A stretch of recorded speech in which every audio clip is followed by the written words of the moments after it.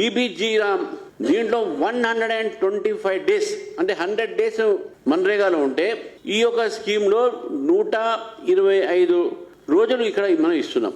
మీ వల్ల తెలంగాణ ప్రజలు ఈ యొక్క స్కీమ్ మీరు ఇంప్లిమెంట్ చేయకపోతే తెలంగాణ రైతులు నష్టపోతారు. మీరు ఎట్లయినా రైతు బంధు ఇవ్వట్లేదు, రైతు బంధుని బంద్ పెట్టారు. మీరు కనీసం ఈ యొక్క పథకమైన గ్రామీణ ప్రాంతంలో 125 రోజులు గ్రామీణ ప్రాంతంలో వారికి ఉపాధి పథకం ఏది ఉందో దీన్ని అమలు పరిచేయడానికి చేసే ప్రయత్నం చేయండి. మీ ఎమ్మెల్యేలకు మీ సంబంధించిన నాయకులకు ఎక్కడ కూడా దీంట్లో అవినీతి చేసే స్కోప్ దొరకదు.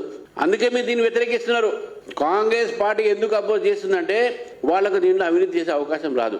Congress party is opposing VBG Ram G because it is going to help the poor people. పేద ప్రజలకు వ్యతిరేకంగా కాంగ్రెస్ పార్టీ పనిచేస్తా ఉంది. కేంద్ర ప్రభుత్వం ఈరోజు తీసుకున్న నిర్ణయాన్ని ఈ రోజు భారతదేశంలో ప్రజలందరూ హర్షిస్తున్నారు, రైతులు హర్షిస్తున్నారు.